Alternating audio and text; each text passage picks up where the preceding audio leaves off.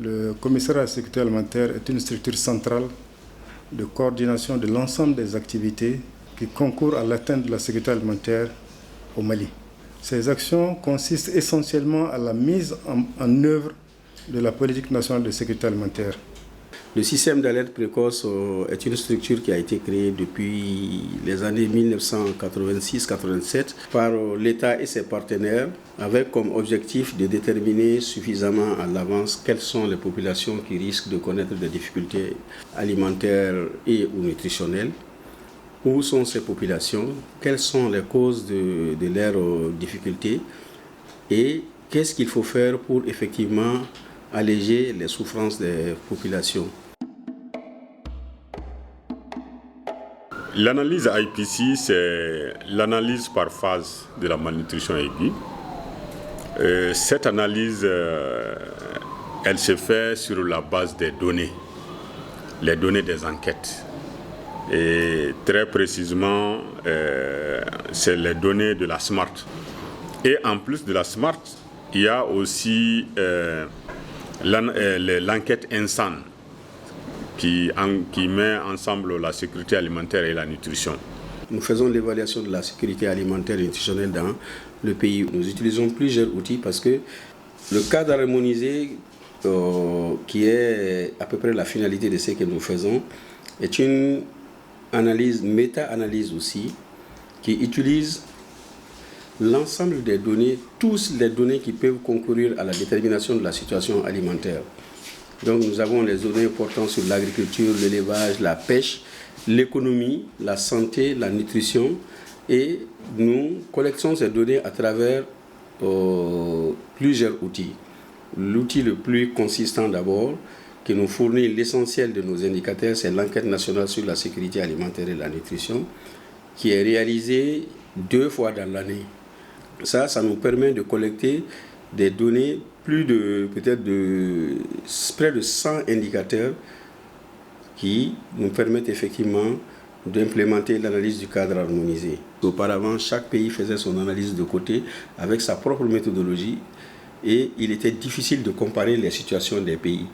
Et c'est pourquoi les pays du CILS ont décidé de mettre en place une méthodologie consensuelle qui permet effectivement de produire des données irréfutables et acceptées de tous, qui demande aussi effectivement la participation de l'ensemble des acteurs sectoriels. Et donc nous utilisons les résultats de IPC pour enrichir l'analyse du cadre harmonisé. Parce que IPC fait une classification de la sévérité de la malnutrition dans chaque région. Et donc cette classification de la sévérité, nous prenons ça et nous utilisons dans notre analyse dont la malnutrition et la mortalité constituent des indicateurs de résultats. Parce que pour nous, les premiers indicateurs de résultats, c'est la consommation alimentaire. Et après, le deuxième résultat, c'est la situation nutritionnelle et ensuite la mortalité. Nous faisons notre évaluation et nous mettons ces résultats à la disposition du commissariat à la sécurité alimentaire, maintenant qui l'utilise pour le plan national de réponse. Nous mettons en place un plan national de réponse. Pour l'année 2022-2023, nous avions intervenu auprès de 1 811 067 personnes qui étaient en phase crise à pire. Et à ces personnes, nous avons distribué 34 147 tonnes de céréales. En outre, il y a 2 29 360 personnes qui ont bénéficié de compléments fournis par les partenaires dans le cadre de la nutrition, sous forme de cash transfert. Ces partenaires, ce sont les membres du cluster sécurité alimentaire, qui sont les agences des Nations Unies, le PAM, la FAO et une quarantaine d'ONG locales qui interviennent sur le terrain. Le commissariat apporte une assistance alimentaire en nature et il apporte la démération. Les vulnérables sont identifiés par famille, du moins par ménage. Et la moyenne des ménages au Mali, ça fait 6 personnes, selon l'Instat. Donc nous calculons une démération pour chaque ménage pour 3 mois, pour un ménage de 6 personnes, ce qui fait une personne 9 kg de céréales, multiplié par 6 personnes, multiplié par 3 mois. Ça fait à peu près 152 ou 170 kilos par ménage. Et c'est ce que nous avons distribué. Comme je l'ai dit, c'est une demi-ration. Le complément est apporté par les interventions des partenaires sous forme de cash transfert, de transfert de tout genre. Et nous, on intervient sur une période de 3 mois pendant la période de soudure, c'est les 3 derniers mois. Alors que dans certains cas, il faut intervenir, surtout si la phase d'insécurité est grande, il faut intervenir sur les 6 mois de la période de soudure. Les partenaires, c'est vrai, ils sont en train de nous appuyer, mais il est temps qu'on ait quand même des ressources au niveau local pour entreprendre certaines activités, notamment les activités de prévention et de prise en charge. La ville de Menaka, tout juste à côté, il y a une grande mare, mais aucune activité n'est menée autour de cette mare-là.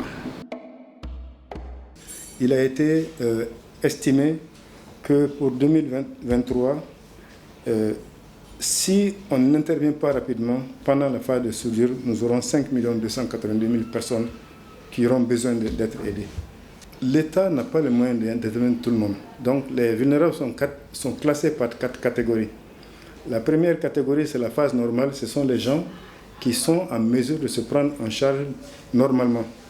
La phase 2, c'est l'urgence, la crise et la catastrophe, qui est la pire. Donc nous, on intervient à partir de la période de crise. L'urgence, c'est des gens pour lesquels il n'est pas nécessaire de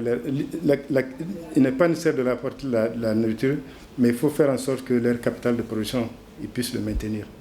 Parce que si la personne n'a que pour se nourrir, il n'a pas les moyens d'entretenir son capital productif, il risque de vendre ça pour se nourrir.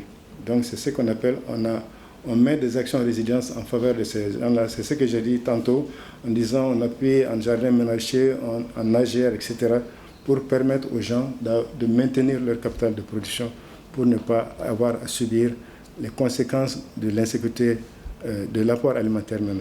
On a estimé que le Mali avait une population de 22 293 000 personnes, parmi lesquelles 17 millions en phase 1 n'ont pas besoin d'être assistés. La phase 2, qu'on appelle la phase crise, ils sont 4 35 000. C'est à eux, il faut les aider à préserver leur capital de production. La phase 3 et la phase 4, c'est eux qu'on assiste. La phase 3, c'est 1 137 000 et la phase 4, c'est 106 000 personnes.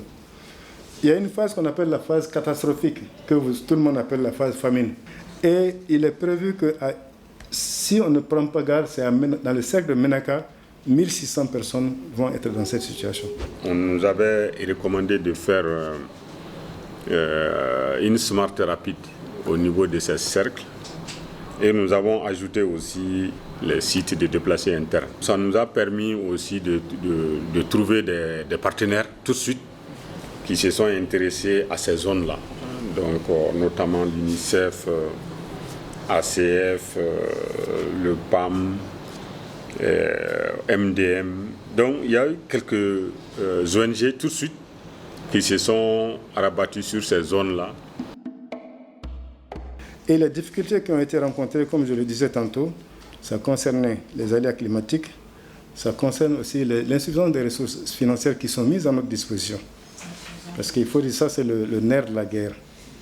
Les ressources qui sont mises à notre disposition, comme je l'ai dit tantôt, ne permettent que d'acquérir la demi-ration pendant 3 mois aux populations vulnérables. Il y a aussi l'inaccessibilité de certaines zones, comme vous le savez. Comme vous le savez aussi, l'année dernière a été une année particulièrement difficile pour l'ensemble des pays du monde, y compris le nôtre. On est passé par la crise institutionnelle, on est passé par les sanctions de la CEDEAO et nous sommes passés aussi par la guerre, les conséquences de la guerre entre l'Ukraine et la Russie. Ce qui a fait que le prix de tous les articles, y compris les produits alimentaires, ont pris l'ascenseur. Donc ce facteur a fait que même les contrats qu'on avait passés avec les fournisseurs pour acheter les quantités de mil et escargots, les mil et escargots, on ne les trouvait même plus sur le marché. Parce que la saison précédente n'a pas été bonne. Les quelques rares produits qui sont sur le marché, leur prix a terriblement augmenté. Donc ça a amené un problème énorme qui a fait qu'on a été obligé de renégocier avec les fournisseurs pour changer la nature de la céréale. Souvent, on a cherché à avoir le riz qui était plus facile à avoir que le mil, le sorgho et le maïs. Nous suivons pratiquement chaque semaine la situation nutritionnelle du pays. Donc, chaque région et chaque district donne sa situation. C'est-à-dire combien d'enfants nous avons dépistés malnutris, combien nous avons pris en charge, combien étaient malnutris aigus modérés, combien étaient malnutris aigus sévères. Nous avons enregistré combien de décès. Il y a souvent des situations, par exemple en termes de réseau de communication, parce que nous on a besoin de beaucoup d'informations souvent. Il y en a qui vont nous dire que bon, ils n'ont pas de réseau, ils n'ont pas d'internet. Bon, vous voyez, c'est des situations comme ça. Parce que pour envoyer toutes ces données-là à temps, il faut vraiment la connexion. Il y a des petites difficultés aussi sur le terrain, notamment en termes de personnel. Nous sommes un pays en guerre depuis quelques années et la mise en œuvre de certaines activités, l'État fait ce qu'il peut, l'État fait énormément d'efforts, mais la mise en œuvre de certaines activités qui pouvaient réduire ces cas de malnutrition est bloquée par l'inaccessibilité de certains services de l'État.